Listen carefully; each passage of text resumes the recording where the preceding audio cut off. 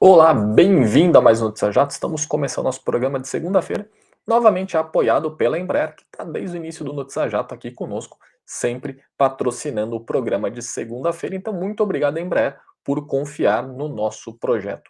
Antes de dar início ao programa exatamente, eu queria fazer um alerta muito importante.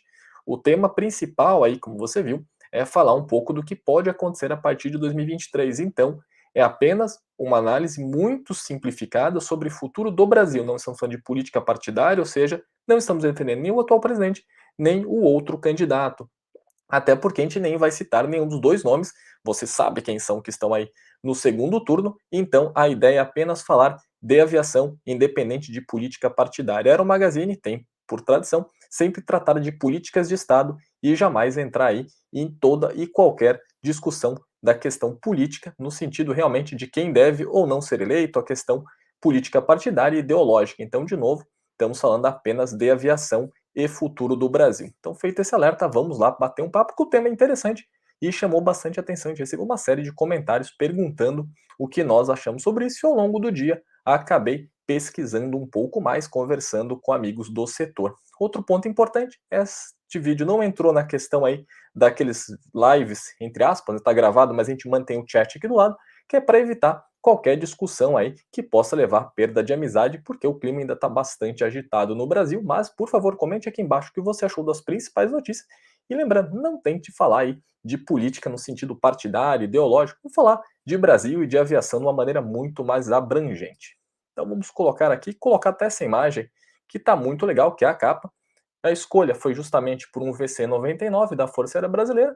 É um avião do GTE que transporta autoridades e é um projeto da Embraer. Então fica mais simbólico aqui para nós conversarmos um pouco. O que eu tenho conversado com muita gente ligada ao setor aéreo, tanto na questão industrial quanto também na questão aí de transporte aéreo regular, aviação executiva, todos dizem que é muito difícil saber o que acontece a partir do ano que vem.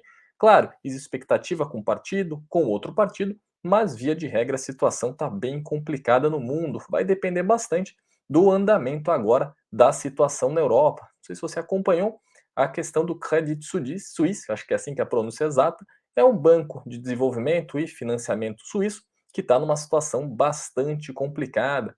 A situação ali é que o banco tem perdido o valor de mercado e uma eventual quebra dele pode gerar ali algum efeito próximo ao Lehman Brothers em 2008. Claro, está todo mundo trabalhando para isso não acontecer, mas se eventualmente houver uma quebra de um banco importante europeu, tudo isso deve impactar e muito na questão econômica, ou seja, começa 2023 completamente diferente do que nós temos agora em outubro de 2022.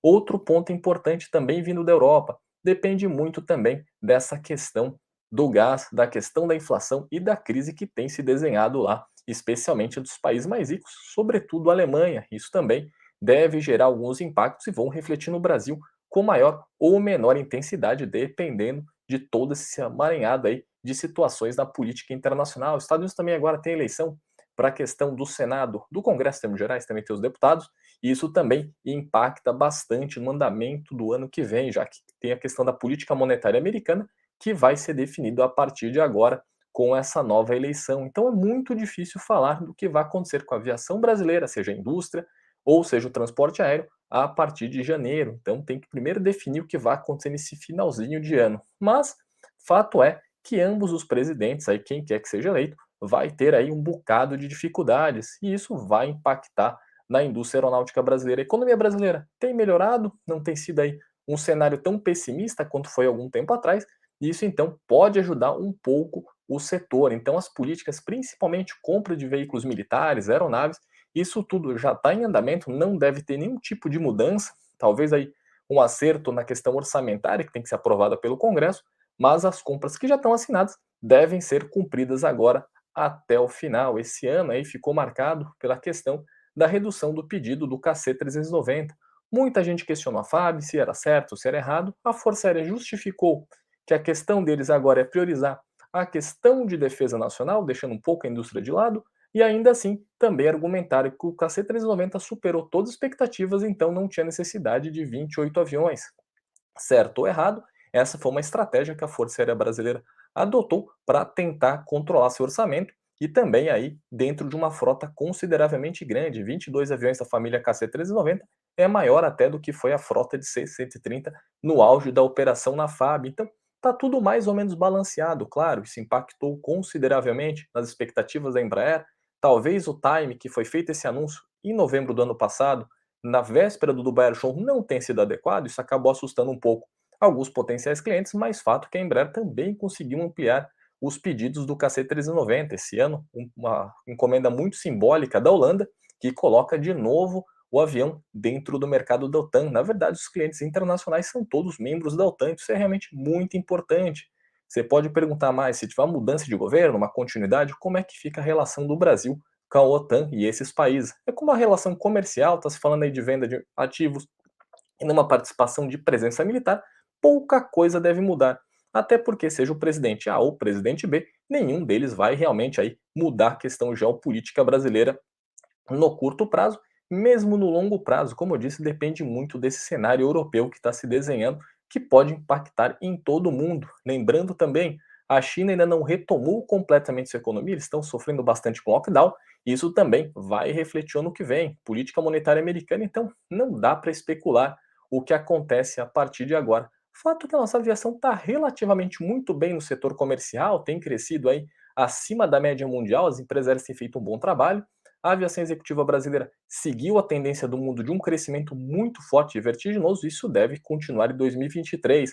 O que fica um pouco ainda indeciso é justamente essas vendas internacionais da indústria brasileira, que depende de fatores que estão muito longe aí da questão que um presidente pode ou não fazer. Lembrando também, o presidente sozinho não faz nada, tem um Congresso que vai ser reformado a partir do ano que vem, mudanças bem importantes, inclusive, então também vai ajudar a definir aí os rumos da nossa presença geoestratégica, e isso pode ou não refletir dentro da indústria nacional. Eu falo pode ou não, porque isso depende sempre de muito mais do exterior do que no Brasil. E retomando, só para não ficar muito vago, as vendas que já foram feitas no mercado doméstico, ou seja, compra de Gripen, compra de KC, navio, submarino, tudo isso já está assinado e vai ser dado andamento. Talvez atrás de uma coisa ou outra, porque o orçamento quem aprova é o Congresso e talvez se tiver qualquer mudança, pode impactar, mas não vai ter nenhuma mudança ali surpreendente de comprar mais ou comprar menos, porque isso já está assinado e já está acontecendo. Então não tem nenhum projeto ali em aberto tão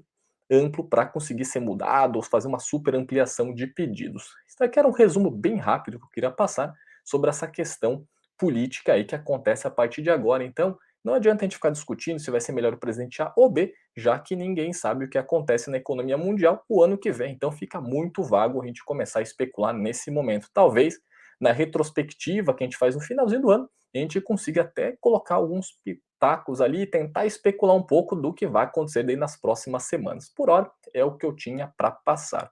Mas falando até de estratégia nacional, do quanto isso é importante, a China certificou o seu primeiro avião comercial com um projeto completamente local, que é o C919 da Comac. Ele deve concorrer especialmente com o 737 MAX e com o A320neo. Então, é um projeto muito ambicioso da China que quer, por hora, conquistar principalmente o próprio mercado interno. Eu já falei aqui outras vezes, a intenção da Comac é mais ou menos um terço do mercado interno chinês, que, para colocar em números, representa 3.500 aviões em uma década. Poucos fabricantes do mundo conseguiram uma largada tão intensa com 3.500 aviões. Pode pegar a Embraer, recentemente entregou o E-Jet de número 1.700. Olha só, um avião de 20 anos conseguiu 1.700 pedidos. A China espera só no mercado interno, com um terço das encomendas, atingir a importante marca de 3.500 aviões. Se a economia chinesa realmente retomar aí, depois de tudo o que aconteceu, é bem plausível que aconteça. Estratégia, de novo, política nacional. A Comac é uma empresa ainda estatal, dentro aí do modelo chinês, mas com uma visão de mercado muito próxima a grandes conglomerados privados ocidentais. Tanto que a estratégia deles é, por hora, atender o mercado chinês, primeiro, porque é muito robusto, 3.500 aviões, e também para conseguir prestar um suporte de pós-venda bem estruturado. Se eles conseguirem atender as companhias locais, é muito mais simples eles expandirem isso para o mundo, e algo que eles têm feito muito bem, eles estão muito preocupados aí com pós-venda. Até 15, 20 anos atrás, a China era reconhecida por uma infraestrutura muito precária de pós-venda e também de projetos ali não muito bem montados. Isso mudou consideravelmente. A China entrou em todos os seus segmentos de uma maneira realmente muito séria. Basta ver a indústria de eletrônicos, smartphones, comunicação, o tamanho da força chinesa nesse segmento. E outra coisa importante é que muita gente viu essas fotos. A Aero Magazine já tinha publicado na revista alguns detalhes aí do que seria o cockpit do Comac C919, mas essas fotos realmente se tornaram famosas. É um mock-up, evidentemente, no avião final, mas muita gente queria saber por que ele lembra tanto um avião ocidental, por exemplo, um 787, um A320, um A350, porque geralmente aí será o painel realmente não difere muito no layout do que existe no Ocidente. E olhando bem essa foto, lembra muito realmente o 787. O motivo é, esse projeto não é 100% chinês, ou seja, a China não quis fazer todos os sistemas, todos os componentes do avião, ela partiu para uma estratégia exatamente adotada pela indústria ocidental, ou seja, buscar fornecedores que são consolidados e já têm bastante expertise. Se eles quisessem fazer o avião do zero, levaria muito mais tempo e o risco seria exageradamente grande até para a China. Tanto que os sistemas do cockpit dele, seja aviônico, sistemas de controle de voo, são fornecidos respectivamente pela Honeywell e pela Collins, ou seja, é exatamente os mesmos fornecedores dos aviões ocidentais. Aliás, os 787 são exatamente os mesmos. Ou seja, acabou se parecendo muito. Além do que, se eles quisessem fazer uma revolução no layout da cabine, aí no cockpit, com novas telas, funções diferentes, isso se tornaria um pesadelo na venda do avião. Se você olhar todos os aviões comerciais, desde os 1950, todos seguem mais ou menos um padrão. Seja um avião civil, na questão do Gulfstream, na aviação executiva, ou dos aviões comerciais, como um 787. Então, todos basicamente são idênticos no layout básico de cabine. Muda-se as funções, o tipo de aviônica utilizada, mas a geral ali, se você olhar a cabine, toda a disposição de instrumentos, onde está o piloto automático, os aceleradores, os rádios, o horizonte artificial, a tela de multifunções, é exatamente igual. E a China não era maluca de fazer algo completamente diferente, porque ela não conseguiria vender nem para ela mesma. Então o mundo adotou em um padrão, é por isso que o avião é muito parecido com os ocidentais, além dos fornecedores do sistema serem exatamente os mesmos. Outra notícia bem interessante aí para quem é entusiasta de aviação, a Airbus criou um concurso agora para eleger a pintura que será adotada no A350 Cargueiro. O avião foi recém-lançado e ele conseguiu uma série de encomendas importantes e a confirmação do projeto é que uma nova pintura acontece ano que vem no Paris Air Show. Então, todo mundo que tiver interesse em participar aí desse projeto da Airbus, as inscrições começam amanhã, dia 4, e vão até o dia 28 de novembro. Então, se você gostar de design, pode ser um profissional, pode ser completamente amador, é só se inscrever no site da Airbus. Eles disseram que pode ser feito tanto num papel, ali com desenho manual, ou com sistemas eletrônicos, usando grandes suítes aí utilizados para a questão de design. Por exemplo, o Photoshop é um dos mais famosos. Então, se você gostar, para participar. E o vencedor ganha dois prêmios que eu achei bem interessantes. O primeiro deles vai ser estar presente no Paris Air Show 2023, quando eles vão divulgar a pintura escolhida. E na sequência, quando o avião for fazer o primeiro voo dele, também estará lá para acompanhar o primeiro voo do avião com a pintura que você criou. Então é muito legal, se inscreva lá, se tiver talento para artes, não perca essa oportunidade. Pode ser amadores ou profissionais, está totalmente aberto para todo mundo essa questão aí da Airbus de criar uma pintura muito mais ligada ao entusiasta, até uma coisa inédita que eles têm feito agora. Outra notícia interessante também foi a semana passada, a NASA aposentou seu Boeing 747 SP, que era basicamente um grande telescópio alado. Eles montaram ali atrás, próximo ao estabilizador, um grande telescópio pensando em infravermelho, ou seja, não usava a luz que a gente vê com os olhos. É basicamente o mesmo princípio do James Webb, aquele observatório que foi colocado recentemente no espaço e tem gerado imagens espetaculares. Entre 2014 e 2022, o SOFIA, que era o nome desse projeto, é uma sigla na verdade, fez uma série de pesquisas muito importantes. Foi um período relativamente curto, esse projeto começou em 94, mas o avião só foi voar em 2014, 20 anos depois. Mas em 8 anos ele fez uma série de descobertas muito importantes que agora não se justifica o custo muito alto dele, justamente porque o James Webb está operando. E esse projeto que eu achei muito legal foi em parceria da NASA com a Agência Espacial Alemã. Então, esse era um projeto conjunto muito válido para a pesquisa espacial, mas que agora, infelizmente, é aposentado. Foi o primeiro caso de um telescópio montado num avião desse porte. Então, é bem interessante também quanto a aviação aí oferece uma série de recursos para pesquisas em todas as áreas. Antes de mudar de assunto, deixa eu só fazer uma pequena propaganda aqui. Se você não conhece, a gente tem aqui em cima um link para nossa loja virtual na Amazon. A gente tem uma série de camisetas, livros e itens para quem gosta de aviação. Se você gostar, dá uma olhada lá. E também, se você for membro do canal, que está aqui embaixo, o botão para você se inscrever, você, a partir de R$ 7,99 por mês, tem direito a receber também a edição digital da Aero Magazine. A mesma revista que vai para a banca, você recebe no formato digital, pode ler no tablet, no celular ou no computador. Não deixe de dar uma olhada. É um preço bem legal e você ajuda o canal a continuar crescendo aqui no YouTube. Voltando à nossa programação normal, deixa eu só trocar a imagem aqui. Já que eu falei um pouquinho de política no começo do vídeo, vamos falar um pouco mais. A ABAR, no dia 28 de setembro, entregou uma proposta aos 4 candidatos líderes da pesquisa até então, que então era o Jair Bolsonaro, Lula, a Simone Tebet e o Ciro Gomes. A ideia da ABAR era oferecer uma proposta para esses 4 candidatos que tinham mais chance de ser eleito para falar um pouco do futuro da aviação comercial brasileira. A ABAR, que aliás completou na sexta-feira 10 anos, tem feito um trabalho muito interessante de criar aí um diálogo muito forte entre o setor privado e os agentes reguladores e a classe política. Isso quase não existia no Brasil e se tornou uma realidade desde 2012 e justamente a BR pensou nisso para conseguir montar uma estrutura muito melhor para conseguir abrir essa ponte junto com as autoridades e principalmente entes de governo. Algo que eu acho interessante desse projeto todo é que até recentemente o setor privado, por exemplo, as companhias aéreas agiu de uma maneira, as entidades, por exemplo, a ANAC, Ministério da Infraestrutura, entre outros, agiu de outra forma e a classe política de outro modelo. Então era pouco comum ter um diálogo muito intenso entre todos esses entes. Agora isso tem acontecido e a BER tomou a iniciativa de apresentar aos candidatos, até então que estavam na liderança, esse projeto dela. Então, ou seja, o que vai acontecer em 2023? Depende também muito de como a sociedade civil, os empresários e os próprios entes públicos vão trabalhar a partir de agora. Não adianta só colocar a conta num presidente se todos nós não participarmos ativamente, seja da maneira que pudermos. Isso está realmente acontecendo e a BER fez esse trabalho muito bacana.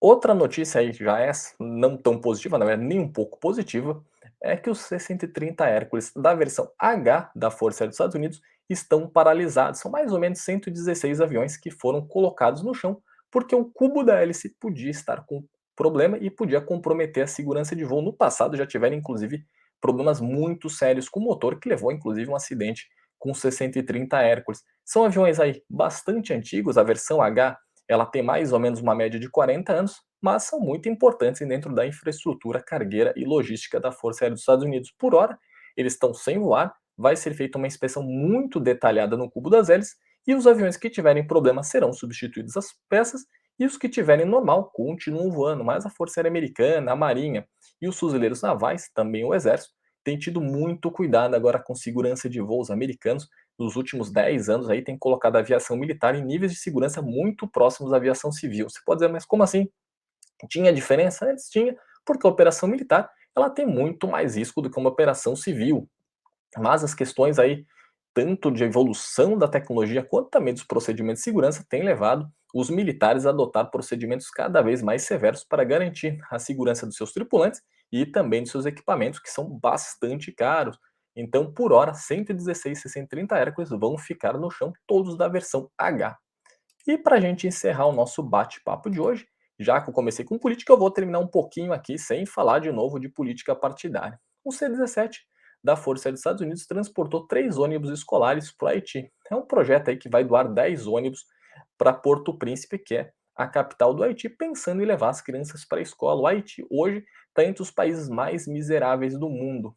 E essas fundações internacionais, nesse caso é uma fundação com sede na Califórnia, sempre está ali trabalhando para promover algum auxílio. Nesse caso, eles forneceram 10 ônibus escolares, são usados, mas ainda em boas condições, que podem ser utilizados lá para transporte de crianças num dos países mais miseráveis do mundo e das Américas. O que eu queria ressaltar é, lá nos anos 1950 se criou ali a ideia de um populismo no Haiti. O Haiti sempre foi um país relativamente pobre, mas ele acabou fundando muito de acreditar que o Papa Doc, que era um médico muito famoso, poderia tirá-los do buraco. O que aconteceu?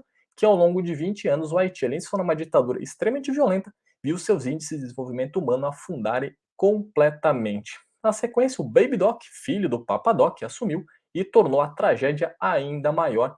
que foi até mais ou menos 1974, quando o país estava completamente arrasado em questões sociais.